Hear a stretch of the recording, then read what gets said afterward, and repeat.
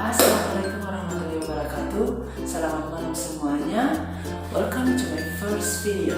Kenalkan, nama saya Laura Abdurrahman Patawari. Saya sekarang ini sedang menempuh pendidikan di Universitas Muslim Indonesia, jurusan Teknik Informatika Fakultas Ilmu Komputer. Di video kali ini saya akan menjelaskan tentang apa itu Artificial Intelligence atau orang-orang awam biasa menyebutnya dengan nama kecerdasan buatan. Baiklah, Artificial Intelligence adalah sebuah sistem yang diciptakan dengan memasukkan pola pikir atau kecerdasan yang dimiliki oleh seorang manusia, sehingga sistem itu dapat melakukan hal-hal yang biasanya dilakukan oleh manusia pada umumnya. Artificial Intelligence itu bisa dalam berbentuk perangkat keras seperti robot, ataupun juga sebuah aplikasi yang umum digunakan di dalam lingkungan masyarakat. AI juga memiliki cakupan atau lingkup pada aplikasi komersial, antara lain di bidang pertanian, bidang pabrik atau manufaktur, bidang pekerjaan rumah tangga, bidang kesehatan, bidang lalu lintas udara, dan bidang komunikasi. Di bidang pertanian, penerapan AI dilakukan dengan mentransformasikan pertanian lokal dengan kekuatan data. Contohnya yang dilakukan pula ini adalah mengembangkan berbagai mesin pintar atau smart machine untuk meningkatkan produksi dan keberlanjutan atau sustainability dengan mengurangi risiko dan menekan keharusan petani melakukan aktivitas fisik. Bukan hanya AI saja, contoh penerapan ini juga menyandarkan pada kekuatan cloud dan Internet of Things. Dengan menggunakan Microsoft Azure Intelligent Cloud Platform, FG Dynamics membangun platform Internet of Things atau IoT yang efisien dan aman. Kendaraan dan mesin-mesin otonom yang membekal sensor, mengumpulkan, menganalisis, dan bertindak berdasarkan data. Dengan membuat model digital 3D ladang pertanian, sistem dapat memandu kendaraan pertanian seperti traktor otonom untuk bekerja dan membajak kebun secara mandiri. Selanjutnya adalah di bidang manufaktur atau pabrik. Penggunaan AI di bidang manufaktur ini dimaksudkan agar perusahaan dapat memperkirakan kebutuhan produksi secara akurat dan dapat mengefisiensikan waktu dengan baik. Teknologi Artificial Intelligence diterapkan dalam industri manufaktur antara lain yang pertama, algoritma genetik. Poin ini adalah teknik optimasi AI yang berprosedur dengan mengadaptasi proses seleksi alam, atau lebih dikenal dengan siapa kuat maka dia bertahan atau survive. Cara bekerja dari algoritma ini adalah membentuk sebuah populasi yang terdiri dari individu-individu, lalu masing-masing individu tersebut mempresentasikan sebuah solusi yang mungkin bagi setiap permasalahan industri yang ada. Individu tersebut akhirnya menunjukkan penyelesaian terhadap permasalahan jika solusinya kuat dan peluangnya tinggi. Cara ini telah terbukti sebagai optimalisasi efektif dan dapat menyelesaikan masalah industri manufaktur secara hampir optimal. Kemudian poin kedua adalah simulate annealing atau SA. Adalah salah satu algoritma untuk optimasi yang bersifat generik. Hal ini berarti optimasi yang didasarkan atas probabilitas dan mekanika statistik. Biasanya, masalah yang diselesaikan dengan cara ini yaitu masalah yang memiliki ruang pencarian solusi yang terlalu besar. Contohnya dalam proses pembuatan kristal dalam bidang metalurgi. Selanjutnya adalah tabu search. Adalah teknik optimasi dengan melakukan penyelesaian masalah industri untuk menghindari pengulangan. Proses pencarian masalah dilakukan demi menemukan solusi satu ke solusi lainnya. Hal ini dilakukan dengan tidak melakukan pencarian ulang pada ruang solusi yang telah ditelusuri. Berbagai macam masalah dan penjadwalan produksi hingga telekomunikasi dapat diselesaikan dengan optimal dengan menggunakan teknik ini.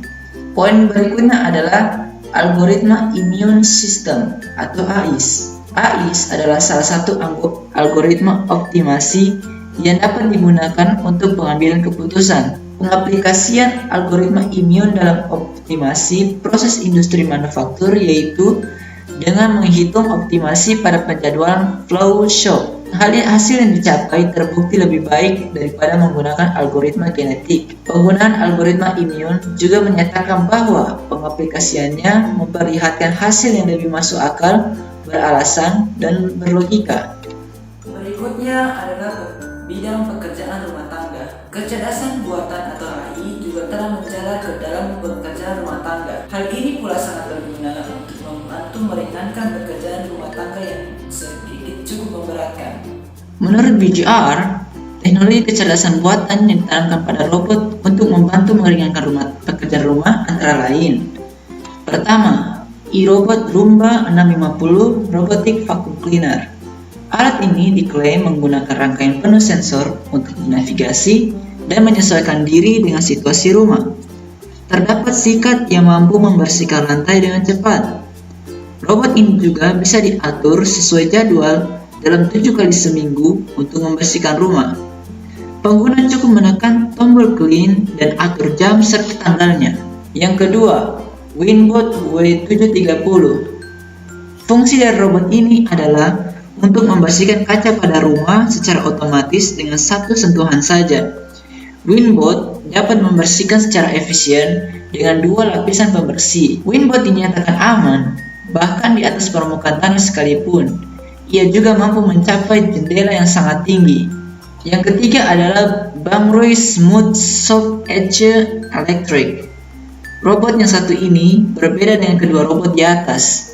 Bangruy berfungsi untuk membuka kaleng makanan, bahkan kaleng cat. Bangruy memiliki bentuk yang simpel, dan hanya dalam genggaman saja, pengguna juga dapat membuka benda lain yang berbahan sama dengan penutup kaleng makanan atau cat tersebut. Bidang berikutnya adalah bidang kesehatan. AI juga telah merambat ke bidang kesehatan. Hal ini ditujukan untuk membantu pekerjaan dokter agar semakin efisien dalam mengobati para pasien.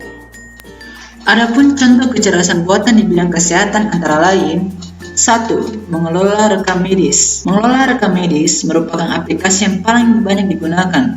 Rekam medis ini dikelola oleh mesin.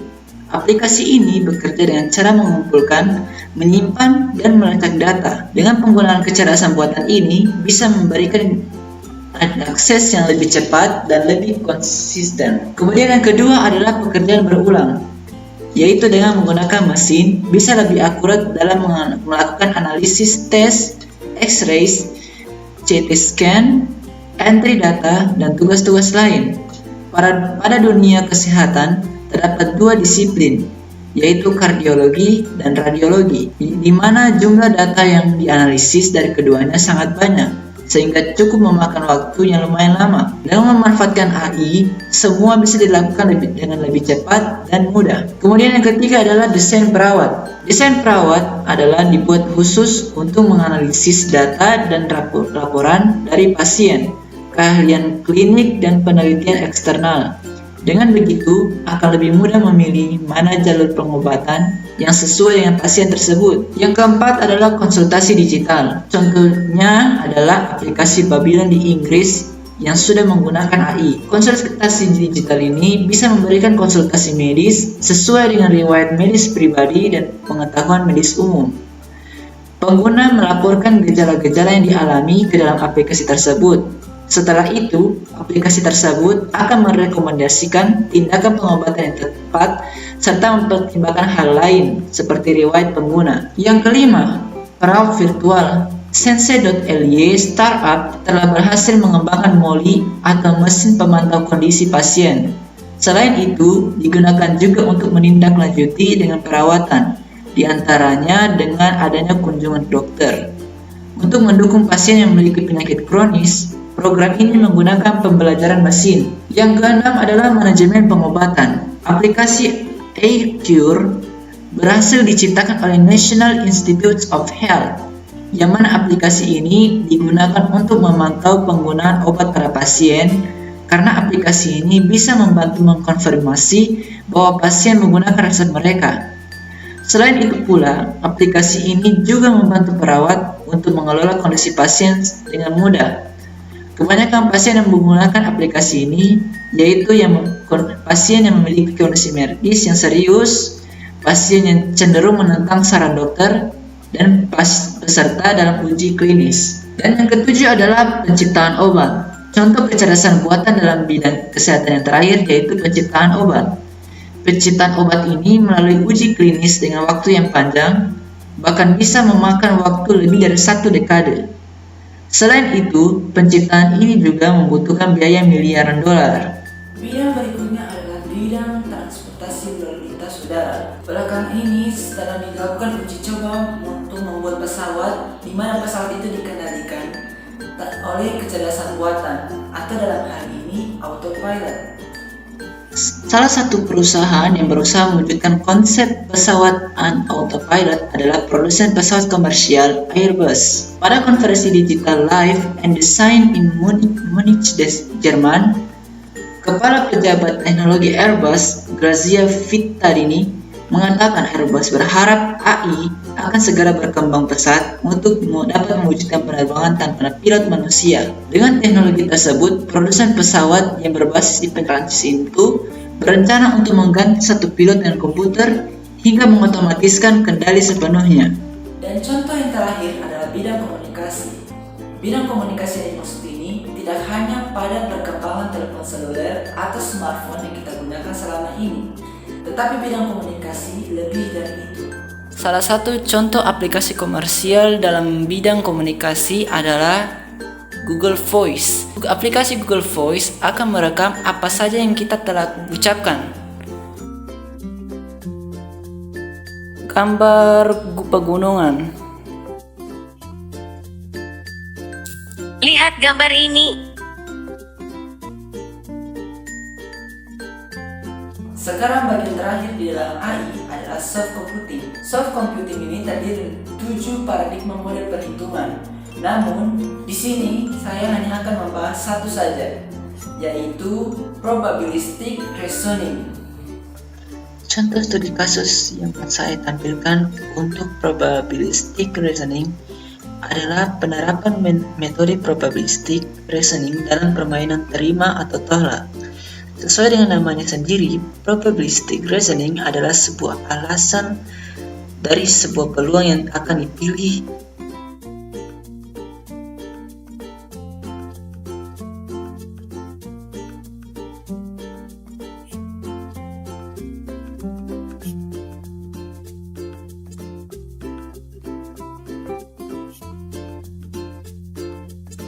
Jadi kesimpulan saya pada video kali ini adalah AI adalah sebuah sistem yang diciptakan oleh manusia dengan menggunakan nalar atau model pikir yang dimiliki oleh manusia, sehingga sistem itu dapat bertindak, berperilaku, ataupun mengambil keputusan layaknya manusia pada umumnya.